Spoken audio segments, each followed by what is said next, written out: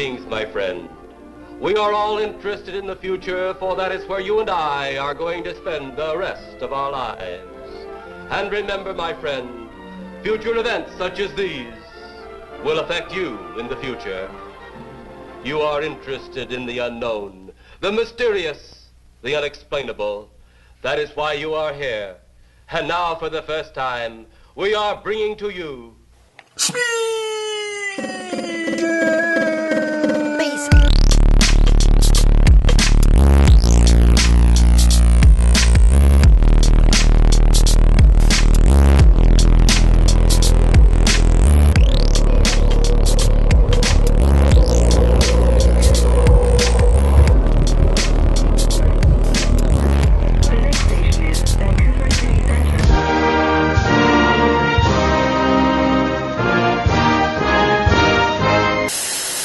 Completely denying the intention. You are not normally.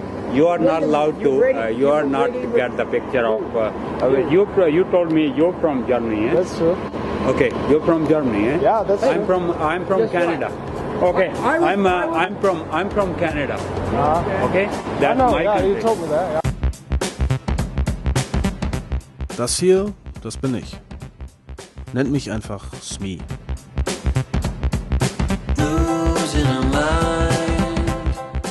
Für ein Jahr kehre ich Deutschland den Rücken, um im Land des Ahornsirups ein paar neue Lebenserfahrungen zu sammeln. Was genau ich hier eigentlich will, ist mir zu Beginn noch nicht klar. Ich lebe einfach mal drauf los und schaue, was passiert. Um die Grundversorgung zu befriedigen, halte ich zunächst einmal Ausschau nach einem Job.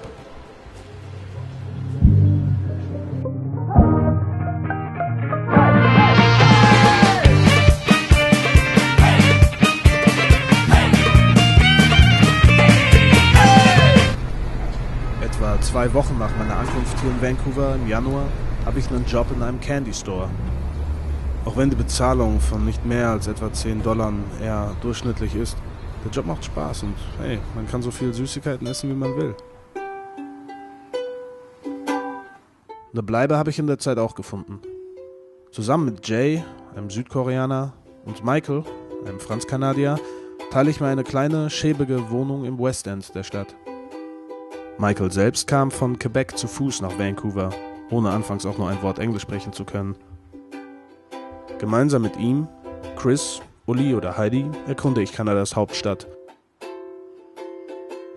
Über 40% Immigranten machen die Stadt zu einem wahren Melting Pot. Apropos Pot. Vor der Vancouver Art Gallery findet jährlich am 20. April eines der, wenn nicht das größte Weed Festival Kanadas statt. Kiloweise Gras wird hier in die Menschenmengen gefeuert. Cookies, Brownies, Bongs, Pfeifen, vorgedrehte Tüten und alles, was sich sonst so um Cannabis dreht, verkauft. And that's the beginning of the end.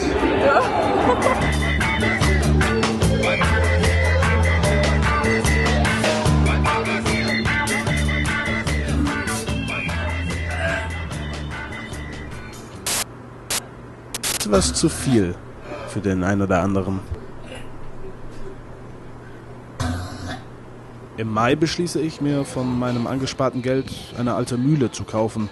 Ein alter GMC Safari, den ich Bronson nenne. Die Miete kann ich mir im Zuge dessen nicht mehr leisten und muss ins Auto ziehen. Meine Chefs, Shelly und Jason, haben jedoch das Herz am rechten Fleck und lassen mich das Klo ihrer zweiten Candy Ale in Kitsiliano nutzen. Eine Dusche allerdings gibt es nicht.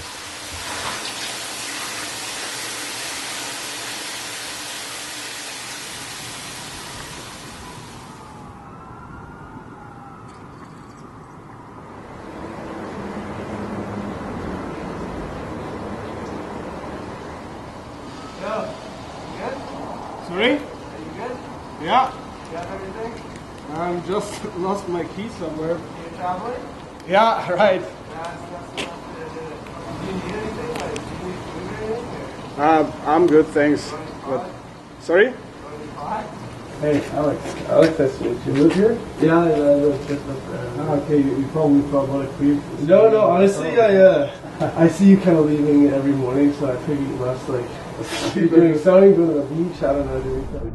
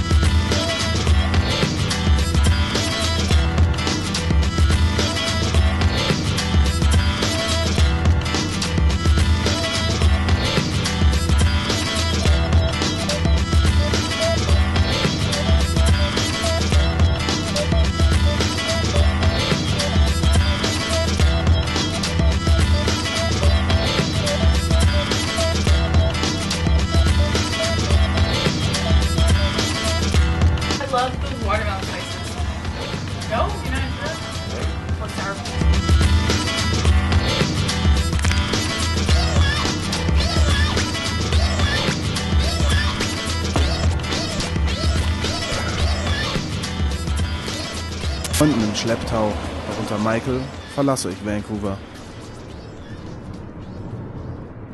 Do we have to go 99 again? No. 99 North. Yeah. No, it's 73 now. Mit Landkarte und ohne Plan fahren wir Richtung Nordosten, auf der Suche nach Abenteuern und Freiheit.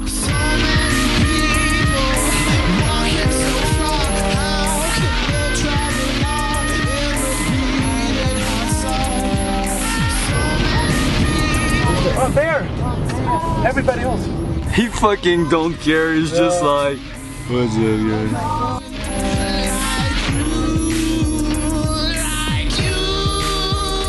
Gibt Bronson schließlich seinen Geist auf. Would it be a problem then to sleep in the car? Yeah. No, I don't think it'd be an issue. Wir sind also gezwungen, in einem kleinen Nest am Columbia River in den Rockies auf die Reparatur zu warten.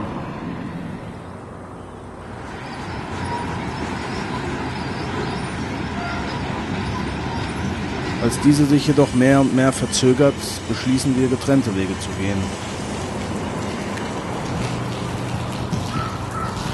Während sich also Heidi und Martin mit dem Bus von dann machen, wollen Michael und ich zurück nach Vancouver trampen.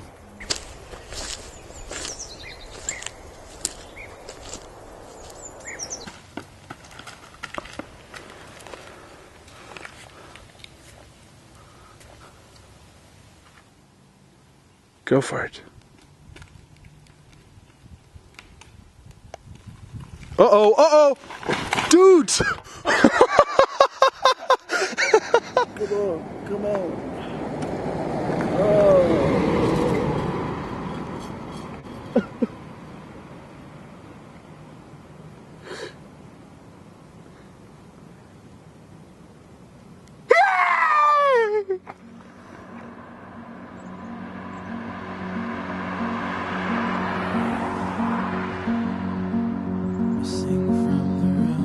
Über eine Woche haben wir jetzt auf die Reparatur gewartet. Weil sie immer teurer zu werden droht, arbeite ich in der Zwischenzeit wieder in der Candy Ale.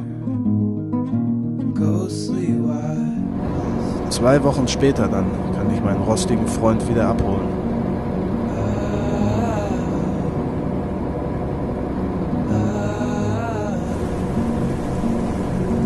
Nach Ankunft in Revelstoke beschließe ich, die Reise einfach allein fortzusetzen.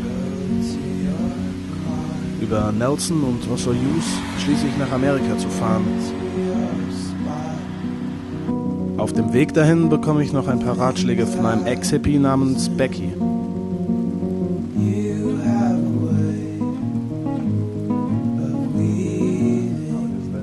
Well, like there can be times too on the road where everything's so magical and it's just, and then you hit the real world and you're like, And I mean, magical moments are good too, but all of our emotions are either based out of love or based out of fear. Yeah. So you can go through life choosing what emotion you want for the moment, but there is no other explanation. People either do out of fear or love. And if you look like a pendulum that swings back and forth, like if it goes so good, where is it going to go? If it swung this high good, it's got to swing to that high bad. So sometimes being neutral really is nice. The Okanagan people call them chaptik, stories. Because of these stories, I respect the Tamula, the land. Know that if the earth is to survive, we've got a lot to learn. Because no one is born wise. Our laws of nature must be learned, told and retold as chaptik stories that remind us of who we are.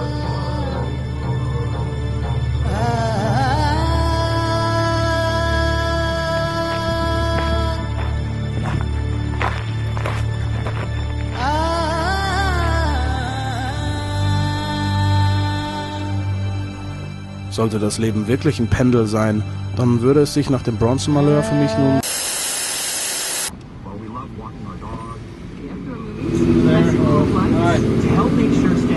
You by yourself? Yeah, just me. Where do you live? I lived in Vancouver.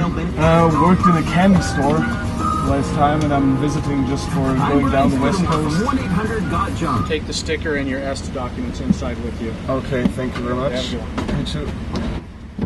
Willkommen im Land der unbegrenzten Dummheit. Mr. and Miss younger generation of Germany, you want to be like the fucking lazy fucks in the United States right now? The younger generation that don't do a motherfucking thing, that sucks up the government's money, and that's all they fucking do? He's the fucking president of the United States for 4 years without a birth certificate, you fucking idiots. But he better buy some fucking Miracle Grow and sprinkle it on his fucking balls. He should be put in front of the fucking firing squad, and he should be assassinated. Or not assassinated, he should be fucking sentenced to treason and to death because of treason. And then the son of a bitch that came up with the fucking idea of Obamacare, calling everybody in the United States of America fucking stupid. Guess what, Brock buddy? I'm the one that said, fuck you. Find me, see if I care. And my income for fucking over 2 years is a big old goose egg, Brock. 0. Because I ain't working till that fucking Obamacare shit's down and out, brother. Fucked up fucking park. This fucking place. Fucking trees, fucking cars, fucking gay ass fucking skate park. Fucking high school kids, fucking boat ramp, fucking lake, fucking like this. Fuck that fucking river over there. Fucking reservoir. Fucking grass and algae and shit. Fucking animal life. Vegetarian, fucking carp, all plant eater. Fucking plant shit. Fucking motherfuckers. The fucking internet. Fucking rock. Fucking idiot. Fucking moron. Fuck off. Fucking. Mitt Romney's a fucking idiot. Fuck fucking Rocky, buddy. Fucking shut down the federal fucking land. Fucking grass. Fucking mountain. Fucking tree. Fucking toothpick. Fucking bullshit. Fucking Brock buddy's fucking grandparents. Fucking. So it don't make a fuck. You wanna be like that, young Germans? Tell those guys to keep making beer and mining and shut up.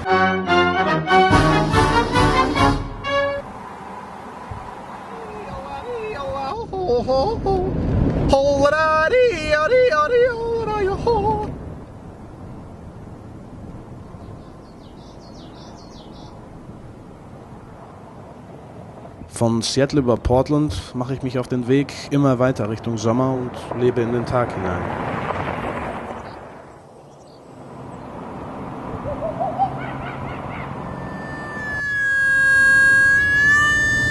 Dann, aufgrund der anhaltenden Hitze, macht eine meiner Kameras schlapp.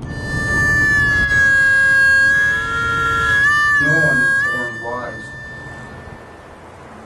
Our laws of nature must be learned. Must be learned.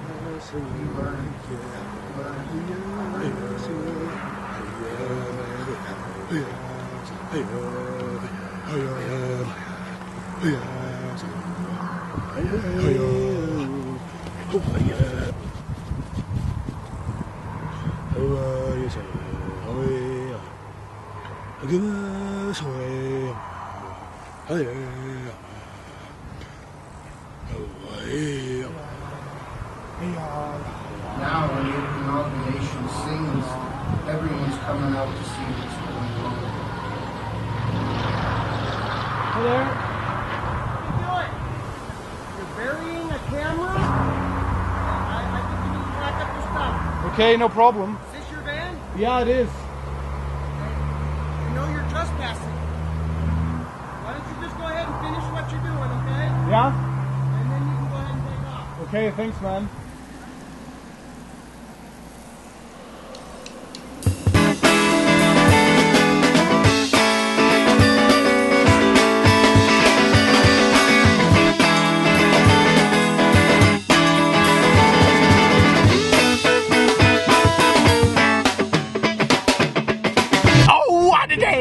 What a lovely day! Private Drive. Fuck you, Private Drive. Es ist so einfach eine Kuh zu sein. Bist du auf die Wiese gestellt, frisste, kackste, fixte, stirbste. Cemetery. Ha. ist wieder was. Public Parking. No overnight camping.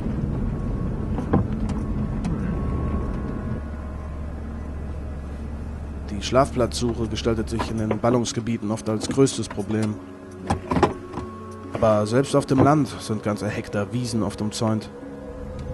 Ein Friedhof ist da manchmal die einfachste Lösung.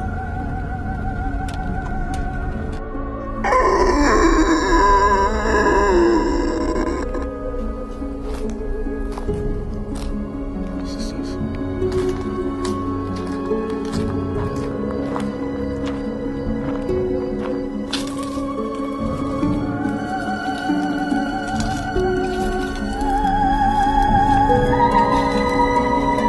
Wasser.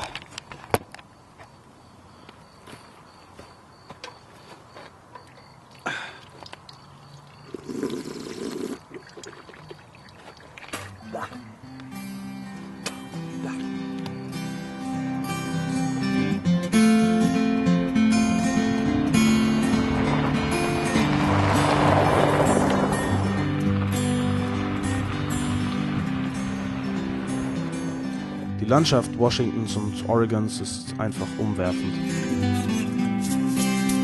Meilenweit sieht man oft keine Menschenseele. Das Einzige, was hier zu einem spricht, ist die Natur. Und die hat eine einzigartige Stimme.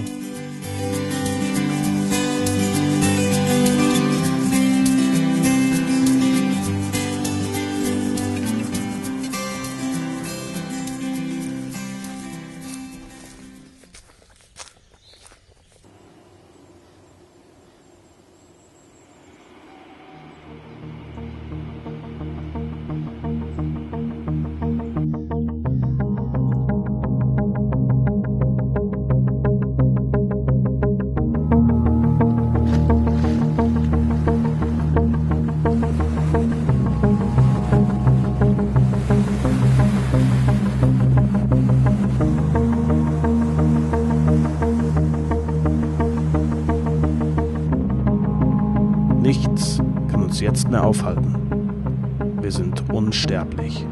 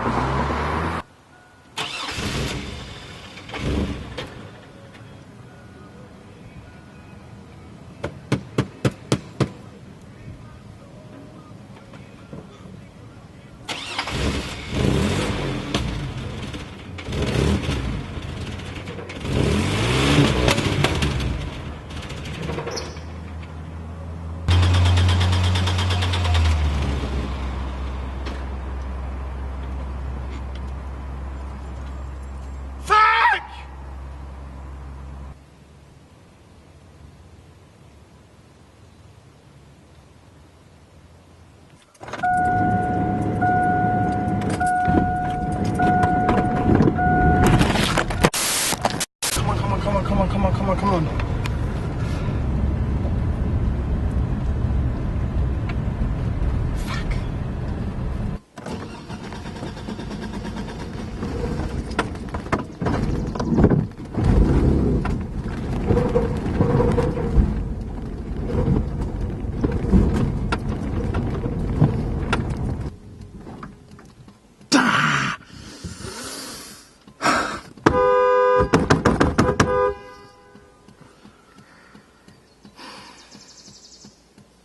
Nach über 1500 Meilen, also etwa 2500 Kilometern, scheint nun endgültig Schluss zu sein für meinen gebrechlichen Begleiter auf 4 Rädern.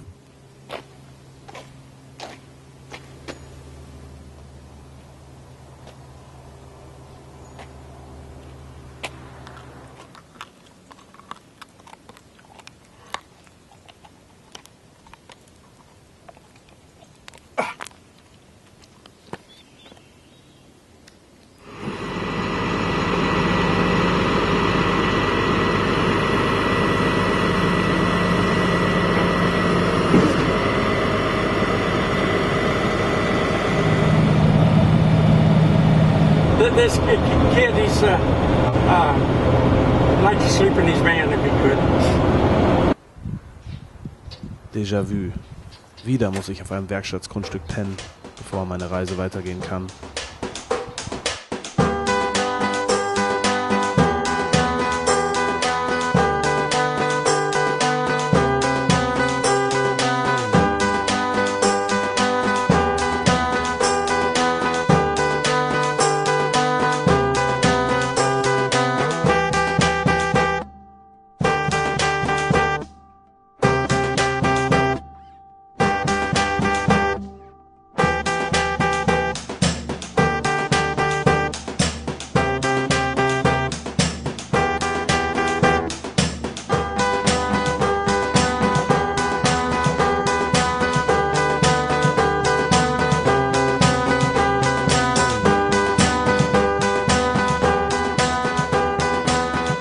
Früh am nächsten Morgen mache ich mich wieder auf den Weg.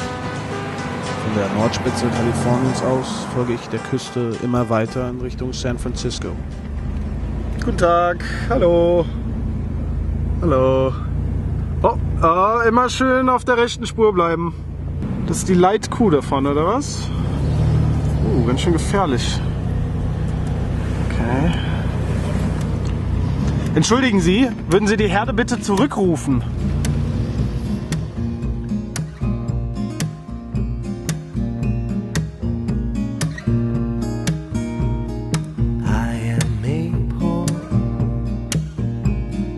wayfaring stranger traveling through this world of war. There is no sickness, toil nor danger in that bright land to which I go. I'm going there to see my mother. I'm going there, no more to roam. I'm just going over Jordan. I'm just going.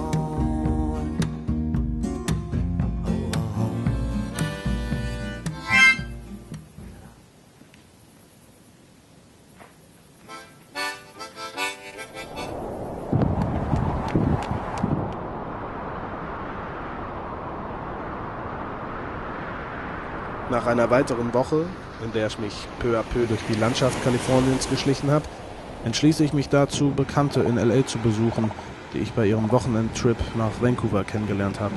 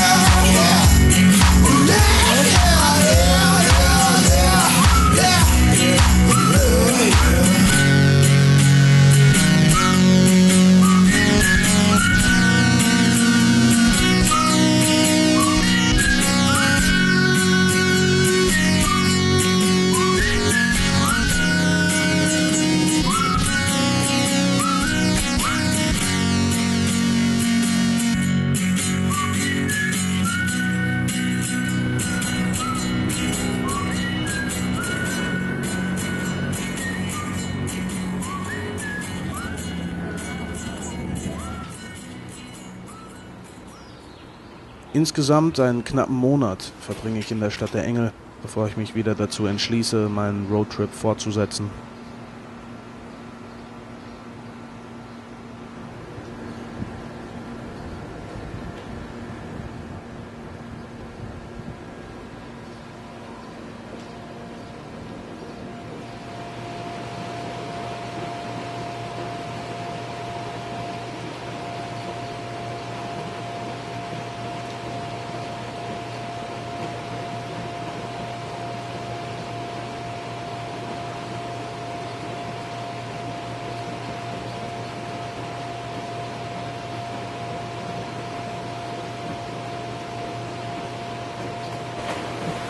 Diego und Palm Springs.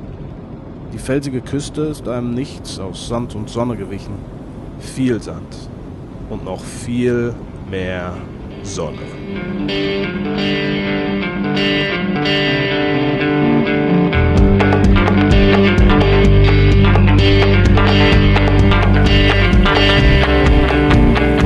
Sun comes up and rises high. It's so hot, it's gonna make me cry.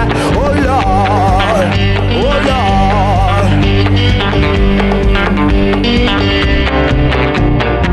Temperature rising, rising to my heart, to the root, yeah, to the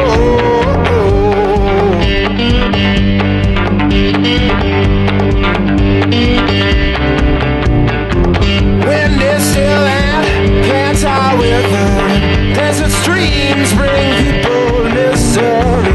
All the water's gone, all the trees are dry. There's no more water, there's no tears to cry.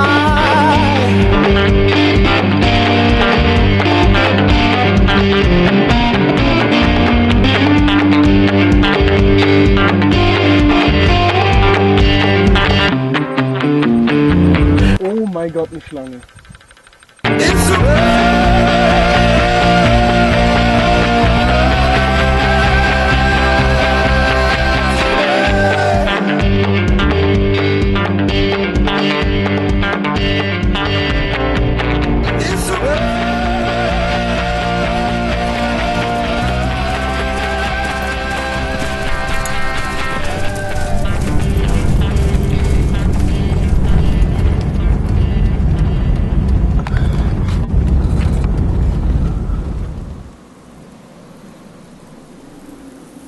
Und noch am gleichen Tag schwingt das Pendel wieder in die andere Richtung. Mitten im Nichts brennt sich ein daumengroßes Leck in Bronsons Wassertank. Ihn zurückzulassen kommt nicht in Frage. Doch ein Abschleppen mitten in der Wüste kann ich mir nicht leisten.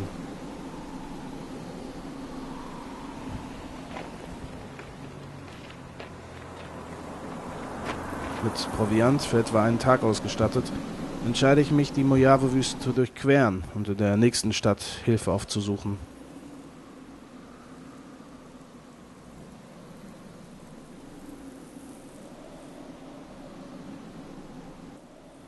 Die Hitze tagsüber, vor allem im Auto, ist kaum zu ertragen und mein Wasservorrat schwindet schneller als gedacht. Alle Stunde in etwa kann ich mit Bronson 2 Meilen zurücklegen, bevor der Motor wieder überhitzt und erneut eine Stunde abkühlen muss.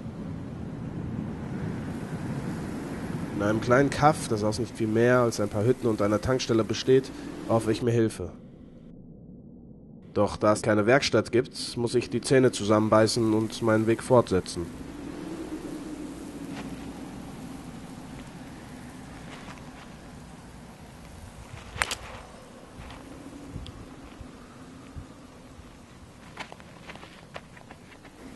Nach etwas mehr als 2 Tagen in der Wüste, an denen ich auch nachts stündlich aufstehe, um Bronson wieder 1 bis 2 Meilen fortzubewegen, erreiche ich endlich mein Ziel.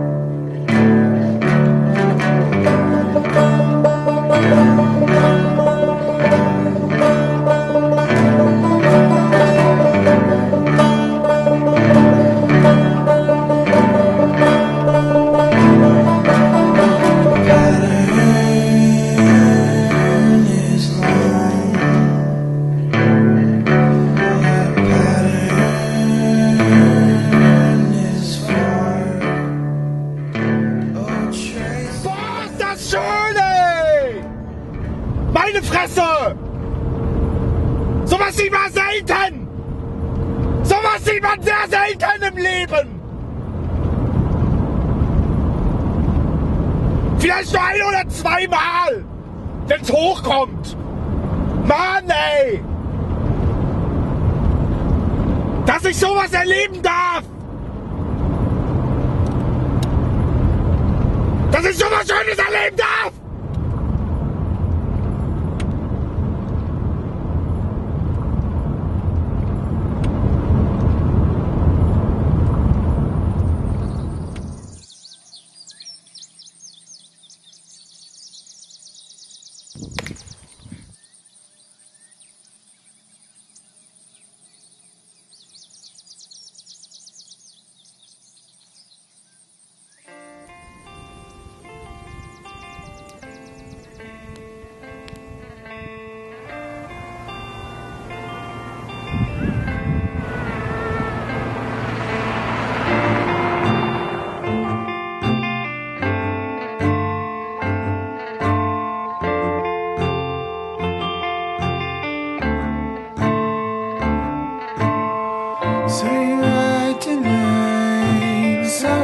slow it down, way down. How many wheels right?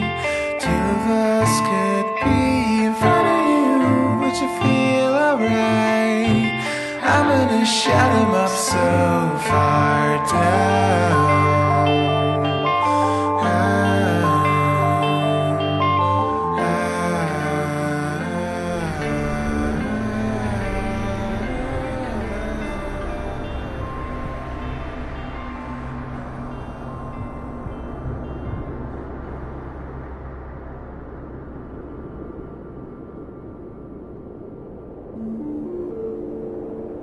Nach all den Ausflügen in die Wildnis ist es Zeit für etwas Kontrastprogramm.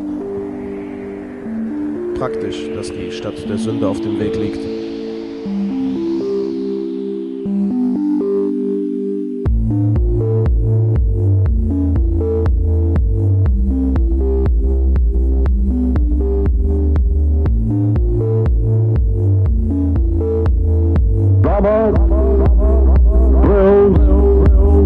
Sicker than your average, pop a twist cabbage on hit snake. Niggas don't think shit, snake big gators. My Detroit players, Tim's for my hooligans in Brooklyn. Stand right, if the headline be there, air night. Papa been smooth since days of under rules. Never lose, never choose to, rules cruise to. Something to us, talk goes through us. Girls want to us, wanna do us, screw us, who us? Yeah, Papa and Looks like spicy and hot, stick plus. If I squeeze me, got your cherry and realize every MC is a lick. It's hard to leave me, so I can say like so I just keep my peace, keep my peace. With the Jesus peace, keep my peace. I just know it's been, I take a point. All of the bullshit, I take a point. I just know it's been, I take a point. All of the bullshit, I take a point. Viva Las fucking Vegas. Während mein Tank noch voll ist, vergesse ich im Eifer des Gefechts, ihn von Bronson zu füllen. Die Rechnung dafür bekomme ich etwa 160 Meilen von Las Vegas entfernt, gleich hinter dem Death Valley. You got a gun, Plenty? Or will you use mine?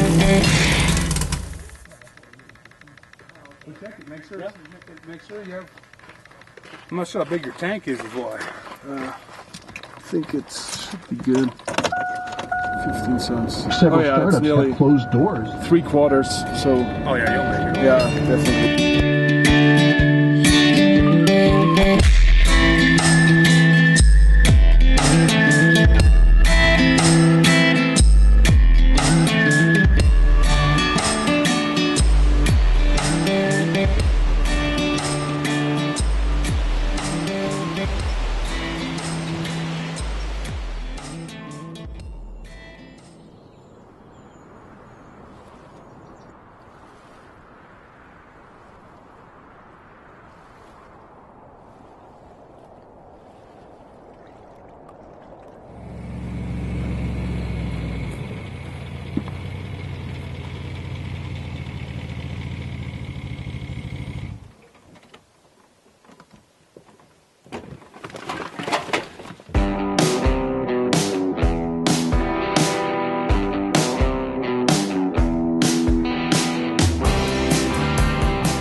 Mein Weg zurück führt mich über die trockenen Straßen Nevadas hin zu den grüneren Staaten des Nordwestens der USA.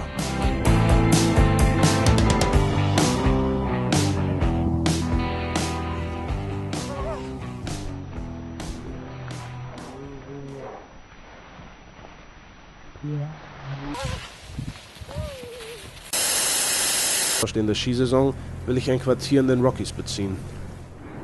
Nach einem kurzen Umweg über Vancouver Island sind Bronson und ich auf dem Weg nach Alberta.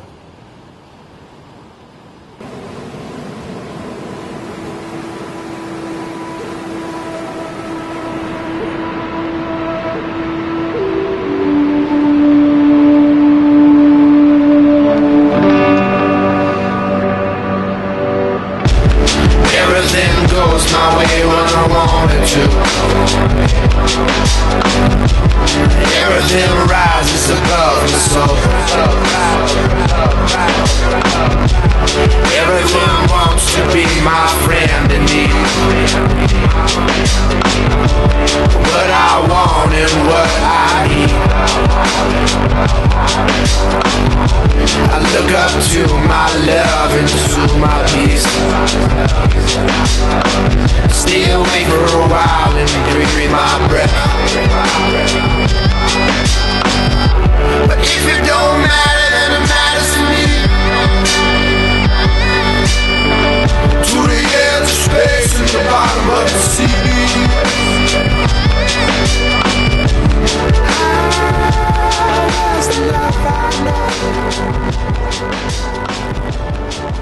Nach fast 4 Monaten, in welchen ich in der kleinen Touristenstadt gejobbt habe und den Luxus dutzender Berge vor der Haustür genießen konnte, ist die Zeit meines Abflugs in greifbare Nähe gerückt.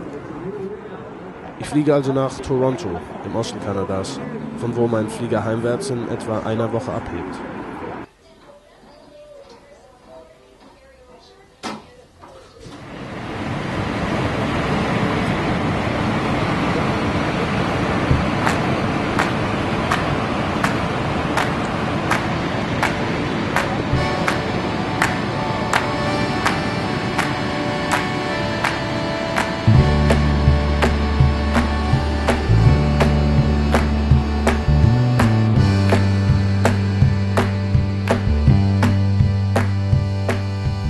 Epilog.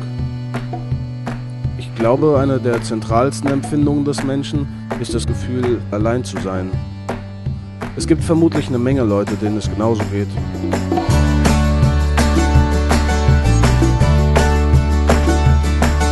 We slept all night in parking lots. We tied our hearts in double knots so tight. So free. So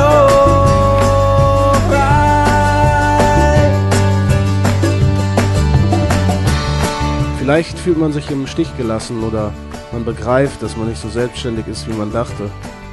Vielleicht bemerkt man auch, dass einfach irgendwas fehlt. Etwas, das einen besser machen kann.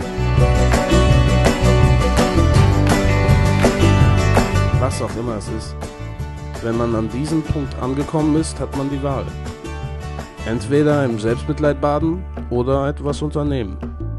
Das muss man selbst entscheiden.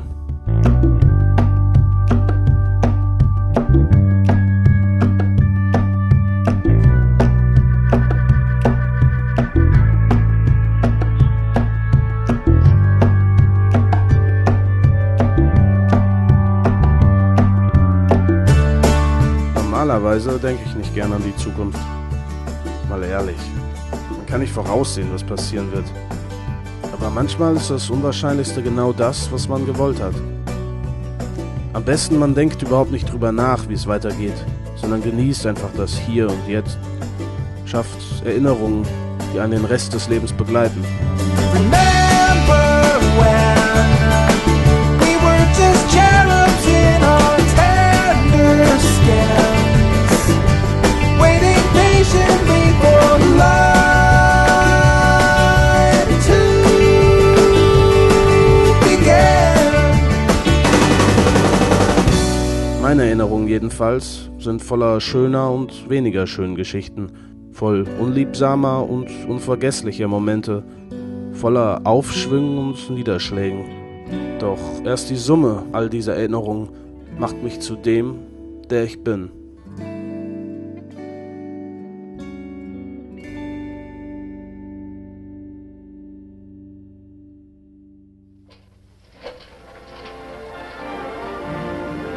God help us in the future.